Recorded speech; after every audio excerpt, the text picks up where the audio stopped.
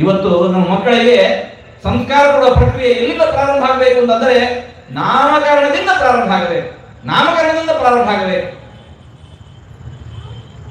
ಶ್ರೀರಾಮಚಂದ್ರ ಒಂದು ಮಾತನ್ನಲ್ಲ, ಜನನಿ ಜನ್ಮಭೂಮಿಶ್ಚ ಸ್ವರ್ಗಾದಪಿ ಗರೀಯಸಿ. ನಮ್ಮ ಮಾತೆ ಮಾತೃಭೂಮಿ, ನಮಗೆ ಸ್ವರ್ಗಕ್ಕಿಂತಲೂ ಮಿಗಿಲು. ಮಾತೃಭೂಮಿ ಅಂದರೆ ಏನು?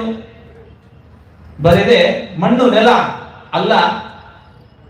ಈ ಮಣ್ಣಿನ ಸಂಸ್ಕೃತಿ, ಆಚಾರ, ವಿಚಾರ, ಇಲ್ಲಿನ ಜನ ಇವೆಲ್ಲವೂ ಕೂಡ ಈ ಮಾತೃಭೂಮಿ ಅನ್ನುವ ಹೆಸರಿನಡಿಯಲ್ಲಿ ಬರ್ತಾ ಇದೆ. ರಾಮದೇವರು ತನ್ನ ಜನ್ಮಭೂಮಿಗೆ ಸ್ವರ್ಗಕ್ಕಿಂತಲೂ ಮೈಲಾಗಿರತಕ್ಕಂತಹ ಗೌರವವನ್ನು ಕೊಡುವ ಮೂಲಕ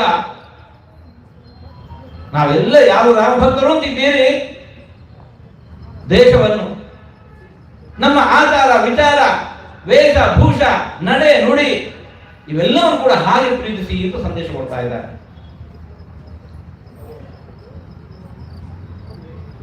ಗುರುಗಳನ್ನು ಗೌರವಿಸುವ ಸಂಸ್ಕೃತಿ ಈ ಮಣ್ಣಿನ ಸಂಸ್ಕೃತಿ. ವಿಶ್ವಾಮಿತ್ರರು ಕರೆದ ಮಾತ್ರಕ್ಕೆ ರಾಮ ಲಕ್ಷ್ಮಣರು ವಿಶ್ವಾಮಿತ್ರರ ಹಿಂದೆ ಕಾಡಿಗೆ ಹೊರಟು ನಿಂತರು ಅವರ ಯಜ್ಞರಕ್ಷಣೆಗಾಗಿ. ಶ್ರೀಕೃಷ್ಣ ತಾನು ಸಂದೀಪನಿ ಮಹರ್ಷಿಗಳ ಗುರುಗಳ ಆಶ್ರಮಕ್ಕೆ ಹೋಗಿ ಗುರುಗಳ ಸೇವೆಯನ್ನು ಮಾಡಿ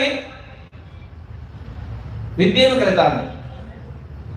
ರಾಮನಿಗೆ, ಕೃಷ್ಣನಿಗೆ ಗುರುಗಳ ಮುಖ ವಿದ್ಯೆಯನ್ನು ಕಲಿಯುವಂತಹ ಅಗತ್ಯ ಇಲ್ಲ. ಅವನು ಹುಟ್ಟಲೇನೆ, ಅವತರಿಸಲೇನೆ ಸದಾಕಾಲ ಸರ್ವಗುಣ ಪರಿಪೂರ್ಣ. ಆದರೆ ಜಗತ್ತಿಗೆ ಮಾರ್ಗದರ್ಶನ ಮಾಡಬೇಕು, ಗುರು ಸೇವೆಯನ್ನು ಮಾಡಬೇಕು ಅನ್ನೋದನ್ನು ತೋರಿಸುವುದಕ್ಕೋಸ್ಕರ ತಾನು ರಾಮನಾಗಿ ವಿಶ್ವಾಮಿತ್ರ ಮಹರ್ಷಿಗಳ, ಕೃಷ್ಣನಾಗಿ ಸಂದೀಪನ ಮಹರ್ಷಿಗಳ ಶಿಷ್ಯತ್ವವನ್ನು ವಹಿಸಿ ಅವರನ್ನು ಆರಾಧಿಸಿದ. ನಾವೆಲ್ಲ ನಮಗೆ ದೇವರ, ನಮಗೆ ಎಲ್ಲರಿಗೂ ತಂದೆ. ತಂದೆಯ ಪ್ರೀತಿಯನ್ನು ಬಯಸಿ ನಾವು ದೇವರ ಬಳಿಗೆ ಓಡ್ತಾ ಇರ್ತೇವೆ. ಆ ಹೊತ್ತಿಗೆ ದೇವರಂತ ಇದ್ದಂತೆ ಸ್ವಲ್ಪ ದೂರ ನಿಲ್ಲು, ಹತ್ರ ಬರಬೇಡ. ಯಾಕೆ ಯಾಕೆ ಅಂತಂದ್ರೆ ನಮ್ಮಲ್ಲಿ ಅಂತಹ ಕೊಳೆ ತುಂಬಿಕೊಂಡಿದೆ. ಕೊಳೆ ತುಂಬಿಕೊಂಡಿದೆ. ದೇವರ ಹತ್ರ ಸೇರಿಸಲ್ಲ. ಪರಿಶುದ್ಧನಾಗಿ ಬಾ. ಸಂಜೆ ಹೊತ್ತು ತಂದೆಯಾದವ ತನ್ನ ದಿನದ ಎಲ್ಲ ಕಾರ್ಯಗಳನ್ನು ಮುಗಿಸಿ ಮುಸ್ಸಂಜೆ ಹೊತ್ತು ಮನೆ ಬರ್ತಾನೆ.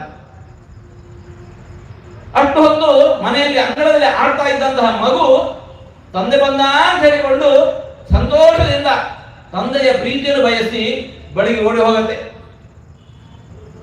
ಆದ್ರೆ ಏನಾಗಿದೆ, ಇಷ್ಟು ಹೊತ್ತು ಅಂಗಳದಲ್ಲಿ ಆಟ ಆಡ್ತಾ ಇತ್ತು, ಮೈಯೆಲ್ಲ ಬೆವರಿದೆ, ಅಲ್ಲಿ ಇಲ್ಲಿ ಬಿದ್ದು ಕೈಕಾಲೆಲ್ಲ ಮಣ್ಣು ಮೆತ್ತಿಕೊಂಡಿದೆ, ಮುಖದಲ್ಲಿ ಅಲ್ಲಲ್ಲಿ ಕಣ್ಣೀರು ಸುರಿತಾ ಇದೆ. ಇಂತಹ ಮಗುವನ್ನು ಕಂಡು ತಂದೆ ಅಂತ ಇದ್ದಾರಂತೆ, ದೂರ ನಿಲ್ಲು, ನನ್ನ ಹತ್ರ ಬರಬೇಡ, ಹೋಗು. ಅಳ್ತಾ ಇರುವ ಮಗುವನ್ನು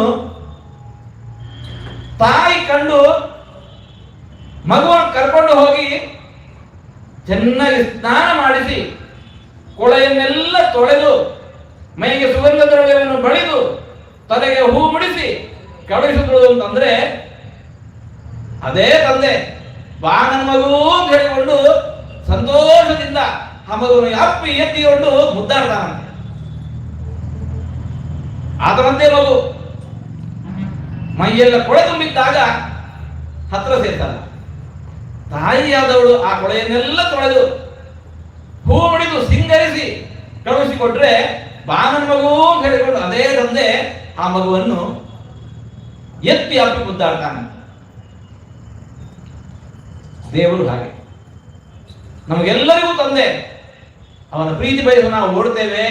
ಆದ್ರೆ ಏನ್ ಮಾಡೋಣ, ನಾವು ಹಾಗೆ ಮೈ ತುಂಬ ಕೊಳೆ ಮೆಚ್ಚಿಕೊಂಡಿದ್ದೇವೆ. ಅರಿಷಡ್ವರ್ಗಗಳು ನಮ್ಮನ್ನು ಮುತ್ತಿಕೊಂಡಿದ್ದಾವೆ. ದೇವರಂತಾನೆ ಹೀಗೆ ನನ್ನ ಹತ್ರ ಬರಬೇಡ, ಹೋಗು, ದೂರ ಹೋಗು. ಏನು ಮಾಡಬೇಕು? ಮೈಗಂಡಿದ ಕೊಳೆಯನ್ನು ನೀರಿನಿಂದ ತೊಳೆಯಬಹುದು, ಬೇಕಾದ ಸೋಪುಗಳಿದ್ದಾವೆ. ಆದರೆ ಆತ್ಮನಿಗಂಡಿದ ಮನಸ್ಸಿಗಂಡಿದ ಕೊಳೆಯನ್ನು ತೊಳೆಯಬೇಕು ಅಂತಿದ್ರೆ ಗುರುಗಳ ಉಪದೇಶಾಮೃತ ಒಂದೇ ಅದಕ್ಕಿರುವ ದಾರಿ. ಗುರುಗಳ ಉಪದೇಶಾಮೃತದಿಂದ ಮಿಂದಾಗ ಆ ಮನಸ್ಸಿಗಂಡಿದ ಆತ್ಮನಿಗಂಡಿದ ಕೊಳೆಯೆಲ್ಲ ದೂರ ಆಗುತ್ತೆ. ಈಗ ನಾವು ತಂದೆಯನ್ನು ಸಮೀಪಿಸಲಿಕ್ಕೆ, ಭಗವಂತನ ಸಮೀಪಿಸಲಿಕ್ಕೆ ಹೊರಟ್ರೆ ಆ ಹೊತ್ತಿಗೆ ದೇವರು ಬಾ ನನ್ನ ಮಗು ಅಂತ ಕರ್ಕೊಳ್ತಾನೆ.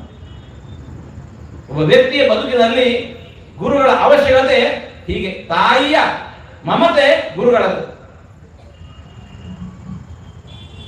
ರಾಮಕೃಷ್ಣರು ಆ ರೀತಿ ಗುರುಗಳ ಆರಾಧನೆಯನ್ನು ಮಾಡಿ, ಸೇವೆಯನ್ನು ಮಾಡಿ ನಮಗೆ ತೋರಿಕೊಟ್ಟಿದ್ದಾರೆ.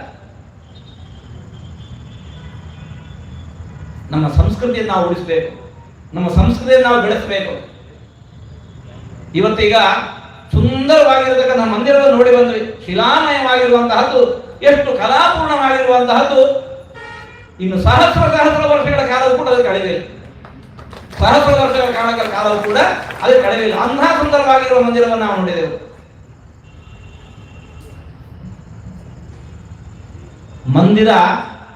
ಮಂದಿರವಾಗಿ ಉಳಿಯಬೇಕು ಸಹಸ್ರ ವರ್ಷಗಳ ಕಾಲ ಅಂತ ದೊಡ್ಡ ಒಂದು ಗುರಿ ನಮ್ಮ ಕೈಯಲ್ಲಿದೆ. ಬರಿದೆ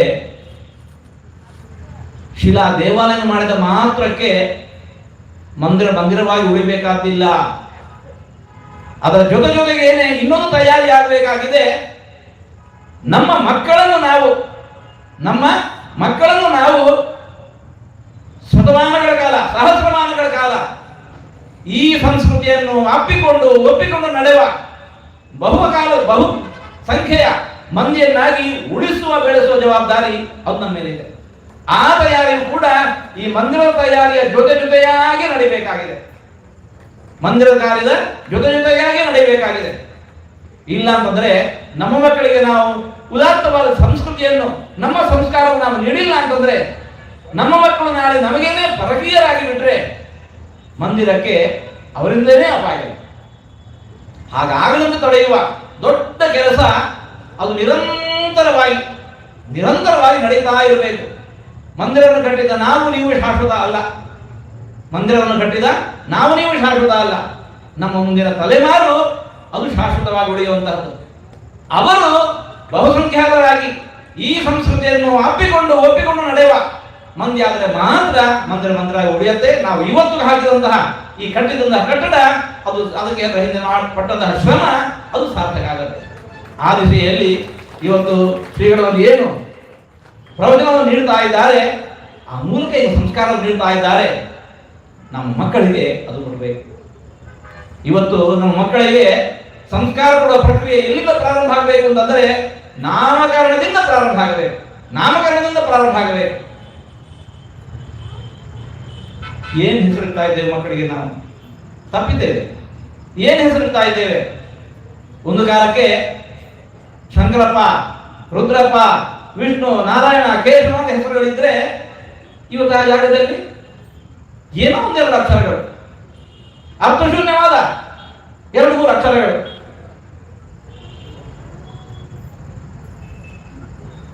ಅದೇ ವಿಮತಿಯಲ್ಲಿ ಗಮನಿಸಿ. ಆ ಮಕ್ಕಳಿಗೆ ಹೆಸರು ಹೇಳಿದ ತಕ್ಷಣ ತಾವು ಯಾವ ಪಂಥಕ್ಕೆ ಸೇರಿದವರು, ಯಾವ ಗುಂಪಿಗೆ ಸೇರಿದವರು, ನಾವು ಹೇಗಿರಬೇಕಾದದ್ದು ಅನ್ನೋದು ತಿಳಿದು ಬಿಡುತ್ತೆ. ನಮ್ಮ ಮಕ್ಕಳಿಗೆ ನಾವು ಸಂಸ್ಕಾರವನ್ನೂ ಕೊಡದೆ, ಶಾಲಾ ಕಾಲೇಜುಗಳಲ್ಲಿ ಸಂಸ್ಕಾರ ಕೊಡಲಿಕ್ಕೆ ನಾವು ಇವತ್ತು ಆಗ್ತಾ ಇಲ್ಲ, ಮನೆಯಲ್ಲಿ ಕೊಡ್ತಾ ಇಲ್ಲ. ಮಕ್ಕಳು ಪರಕೀಯರ ಉಪದೇಶಕ್ಕೆ, ಪ್ರಲೋಭನೆಗಳಿಗೆ ಮರುಳಾಗಿ ನಮಗೆ ದೂರ ಸರಿದರೆ ಅದಕ್ಕೆ ಯಾರು ಹೊಣೆ? ಹಾಗಾಗದಂತೆ ಕೊನೆ ಪಕ್ಷ ನಾವು ನಮ್ಮಲ್ಲಿ ದೇವರುಗಳಿಗೆ ಏನು ಕೊರತೆ, ದೇಶ ಪ್ರೇಮಿಗಳಿಗೆ ಏನು ಕೊರತೆ?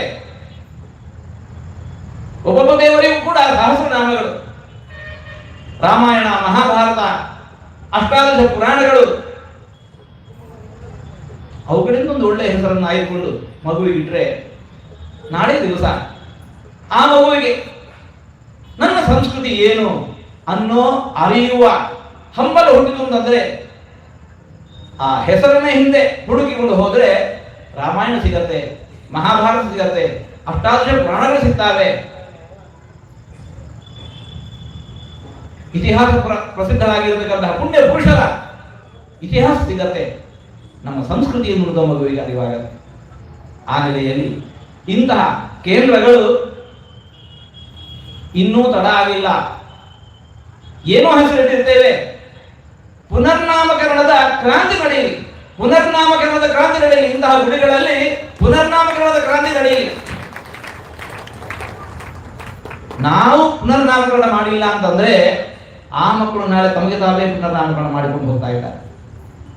ಅದು ತಪ್ಪೇ. ಕೊನೆ ಪಕ್ಷ ಗುಡಿಗೋಪುರಗಳಿಗೆ ಹೋದಾಗ, ಮನೆಯಲ್ಲಿ ಒಂದು ಒಳ್ಳೆ ಕೆಲಸ ಮಾಡುವಾಗ ಹೇಳಿಕೊಳ್ಳಕ್ಕಾದ್ರೂ ಕೂಡ ಒಂದು ಒಳ್ಳೆಯ ಹೆಸರು ಮೊದಲಿಗೆ. ಅಂತಹ ಸಾಮೂಹಿಕವಾದಂತಹ ಪುನರ್ನಾಮಕರಣದ ಪ್ರಕ್ರಿಯೆ ಇಂತಹ ಗುಡಿಗೋಪುರಗಳಲ್ಲಿ ನಡೆಯಲಿ. ಮಕ್ಕಳಿಗೆ ಮತ್ತೆ ನಮ್ಮ ಸಂಸ್ಕೃತಿಗೆ ಕರೆತರುವ ಪ್ರಯತ್ನ ಅದು ಯಶಸ್ವಿಯಾಗಲಿ. ಶ್ರೀಗಳು ಇವತ್ತು ಉದಾತ್ತಮವಾಗಿರತಕ್ಕಂತಹ ಬೋಧನೆಗಳ ಮೂಲಕ ಸುಶ್ರಾವ್ಯವಾದ ಕಂಠದಲ್ಲಿ ಪ್ರವಚನವನ್ನು ನೀಡ್ತಾ ಇದ್ದಾರೆ. ಅವರನ್ನು ನಾವು ಹೃತ್ಪೂರ್ವಕವಾಗಿ ಅಭಿನಂದಿಸ್ತಾ ಇದ್ದೇವೆ. ಅದರಂತೆಯೇ ಸಮಿತಿಯ ಮಠದ ಎಲ್ಲ ಸದಸ್ಯರು ಅಖಂಡವಾಗಿರತಕ್ಕಂತಹ 13-15 ದಿವಸಗಳ 21 ದಿವಸಗಳ ಕಾಲ ಈ ಉತ್ಸವವನ್ನು ನೀವು ನಡೆಸ್ತಾ ಇದ್ದೀರಿ.